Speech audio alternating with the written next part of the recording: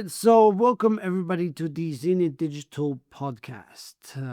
Today, the setting is a bit more different than last time. This is episode number 2, and yeah, it's a bit more interesting. I think so. I hope you do as well. That's the thing about this podcast. You'll see me make it along the way. I'm gonna try to change something up every time, as some might say.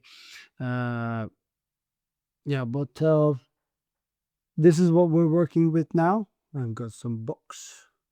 We've got this 401 studio. That's where I'm right now. This is 401 studio in Riga, Latvia. Well, this fell down. I'm gonna fix it up. See, things happen. Things happen with these things. You gotta fix them up. Anyways, uh, while this is a bit more interesting, the interesting thing I want to talk to you about today is branding. Why branding? Well, because that is one of the main things, main topics I've been immersing myself in for the past 4 years. I've been studying brands head to toe, what I could find on the internet, what I could work with in projects. I have launched some brands, have watched some brands launch themselves, and many conversations and actions that were taken. Later, we are here to talk about branding. Oh, we are here to talk about branding. So, what is branding and where it started? Well, when we were just fresh civilization, just realized how we can harvest food, how we can build shelters, live in houses, not caves. Way back then, we ran into a problem. How do I know my cows are my cows and my neighbor's cows are his cows? Very big problem, as you might tell, because they all probably look the same at some village. You go out in the fields, you'll go out with 50 cows, you came back with 35. That's a big problem. It's a big problem for winter because you're not going to have food. So what people discovered they could do at that time is to mark the cows. Mark the cows, put a brand onto them, and that's where branding comes from. In ancient times, we marked the livestock in order to make sure everybody knows who it belongs to. And so that probably evolved where people started marking more things. And then somebody had a lot of things to mark, maybe marking even territories. That's how that evolved. It evolved to countries, and things like symbols were introduced into branding, and that's where meaning assigned to a brand comes from. It's just not somebody's name. Now the brand symbolizes. It's a symbol of belonging to something, to some territory, to some nation, some religion. Like for like just simple uh, examples. We all remember what ancient Egypt art looks like. Like if I'm talking about it, you can probably visualize the style that it looks like. Well, we can say they had uh, they had cohesive elements in their brand as a culture, a drawing style left on walls of ancient temples, pyramids, and all that. And like it evolved, it evolved towards ancient Greece with paintings on vases, symbols like uh, like religious symbols like the flame of Prometheus and such like that. They evolved into branding events like the like ancient Olympic Games that now we have with the torch and everything, and to countries bearing flags. No, well, not countries yet, but city states. Um, And then some city states became more bigger, like Rome, for example, uh, had a huge symbolism everywhere. The Roman symbols on the army, on in the castles, everywhere. They really took this branding, this symbol of belonging to the Roman Empire everywhere as far as they go. They even put it in the roads that they built, and we still talk about today. Oh, the Roman roads, you know. That's uh that's a long-lasting brand that they built with their existence. And so countries took it on. I'm not sure about merchants, about how merchants operated in that time. But I'm guessing every house had their crest, and every family was wearing their crest, their symbol. So that's another uh, manifestation of branding at that time. I know families had a very big meaning in ancient Rome, like from what lineage you came as a Roman citizen, and those who were not Roman citizens, they were like had different status in the society and everything. So this branding symbols of belonging had very impactful meaning into that time's society. Yeah, and so after that, well, it just evolved. Kings kept wearing sigils, and they had crests and everything, and it just kept on going. A symbol of belonging, a mark, a brand has been something that we've been wearing to symbolize what either we belong to or what belongs to us. Um, as countries formed, there was a single moment that changed the course of history, we might say, for us. It's one of the great inventions. The printing press was invented, and now we could use paper and put our brands on paper. So you can comprehend the level of where branding can go now, that there is an infinite, not an infinite, but at that time, infinite source of markable documents, information, pieces of law, like everywhere you can put a stamp. Post, like when you were sending post by a bird, you would roll it together and mark the sigil of where you're sending it from, the house of wherever. And so the ability to brand things just evolved to a whole nother level. And this there we can see countries forming like France, having their national flags be more symbolic, like like after the revolution, the changing of the flag uh, from the royal flag to now the post-revolution France flag, and then Napoleon and everything. Um, so that just evolved to another level, more symbols, more meaning, to the Industrial Revolution. So when the Industrial Revolution happened, we started producing en masse items, cars, no planes, not maybe, no, planes weren't at that time. Like cars, bottles of milk, any kind of product that people came up with to produce in factories needed now to be marked as from certain factory, certain company, certain organization. So we have things evolving like Ford, uh, like family names. You can see how it evolved from crests that families would wear to brands that have the family name, like Ford cars still drive today, and it comes from the Ford family name. And we have many of these names throughout history that have turned into massive global brands that are still alive and operating today. That all came from factories in the Industrial Revolution, and so the mass production of items allowed a logo to be put on them, and that. This is where the element of a logo starts to come in.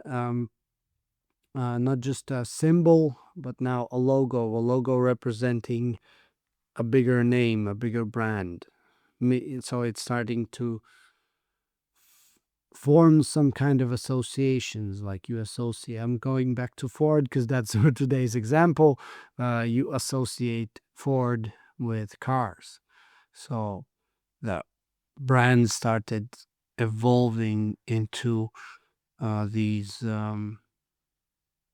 how do you call it? Into these, well, these were like before symbols of belonging, symbols of, and now added symbols of meaning, and now uh, starting the with logos, the brand started to set expectations. Like we expect Ford to produce cars, maybe engines, maybe tanks, but like at the base of it, we know Ford for cars. So brands are starting to set expectations that they are doing, and organizations are starting to evolve and transform into global entities that people can understand once you see simple M, right? You already know what I'm talking about.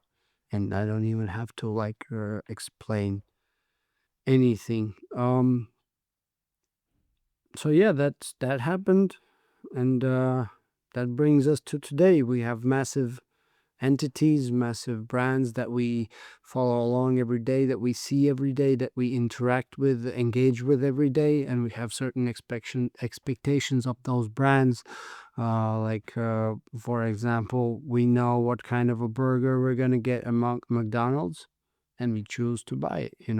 We know how it's going to taste every time. We trust that it will be made fast. All that stuff. So we have our expectations set towards certain brands, and we hope they fill it and meet us when we come to buy their product. But what now? What is happening now when the internet entered the chat? We have social media and we have internet identities. So now we don't have just factories labeling their products. We have people labeling their social status. We have what's it called, a personal brand, a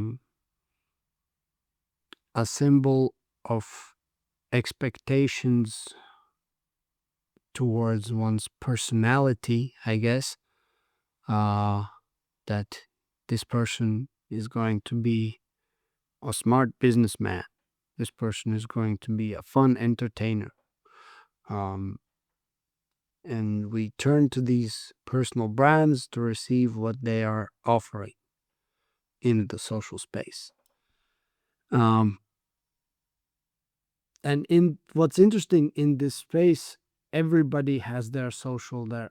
Like, let's say an Instagram is your personal brand, uh, like page, your Facebook, your Twitter, everything, your thoughts, your ideas, your posts.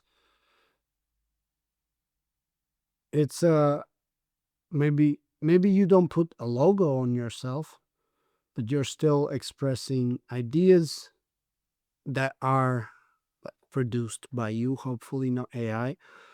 You're putting them online, and they're under your profile tag, tag. That is the mark of your brand, posted by a certain person, posted by a certain organization.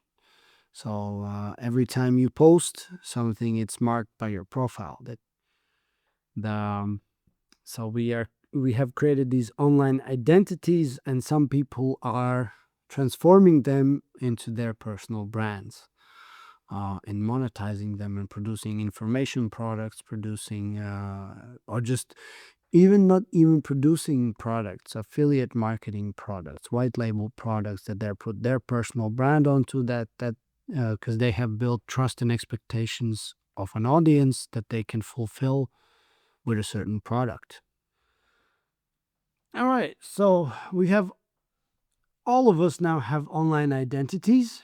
Some of us have personal brands. Uh, we have organizations that have their brands online. Uh, what now? Well, that is the question that everybody, not everybody, it's me, I am interested about. What now? Because there are many problems in this situation that we have found ourselves in. If a brand is something marked as ours, as mine, my organizations, my communities, do we own it? If you post a picture on Instagram, do you own it?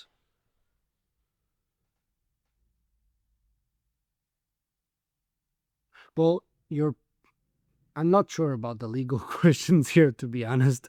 This conversation just took an interesting turn. I'm not sure about the legal implications, but technically, if internet shut down, if Instagram shut down, and your picture was only on Instagram, it is gone. That's it. Your picture is gone with the wind. So that sets up a problem where you're like, I had this picture on Instagram that was mine. And in a conversation, someone once said, in a hypothetical situation where Instagram is gone, and the other person asks, well, prove it. How can you prove something is real on Instagram? It's a topic. This, I'm already getting ahead of myself. This is a talk about NFTs and digital ownership that I will probably get into um,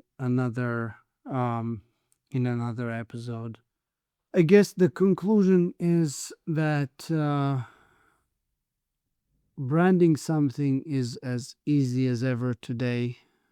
Ascribing meaning to it is a bit more difficult, but setting brand expectations and fulfilling them is the hardest part. And every startup, every business who can set brand expectations and fulfill them for their customers will be the ones that will gain the customers for life. Because if you trust somebody, if you trust a human person, a brand, you will most likely trust them until they don't fulfill their trust expectations. So, brand trust and brand strategy is key in today's world. And that is what every business should focus on, is setting great expectations and fulfilling them for their customers at the core, of course. You also need a nice logo, a cool website, a slogan, all that. But we must remember, this is what Marty Newmar said, one of the great conglomerates of branding. He said, a brand is not what you think of it, or what you say it is. A brand is what your customers think of your brand. So if I think a certain brand is whack, it's not nice, I don't feel comfortable, like for example, a shirt. I don't feel comfortable wearing some kind of shirt with a big circle and some squares in it and stuff like that. I'm just not gonna trust it. I don't, you know. But if there will be shirt, a brand that creates a shirt with a big square and a circle in it, Maybe that's what I like, and I'll be like, okay, I expect they have a good shirt. I'm gonna buy it. I'm gonna wear it. If it's gonna be nice, it's gonna be not gonna like the color's not gonna wash out and stuff. These expectations that let's say the brand said they're the best quality shirt ever. If these expectations will be fulfilled, I will buy that shirt again when I need a new one. I will return as a returning customer.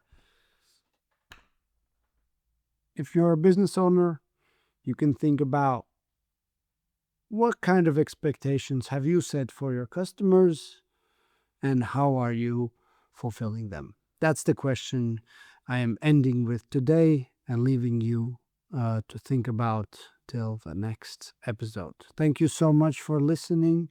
Always remember, press like, subscribe, follow Spotify, Apple Music, everywhere.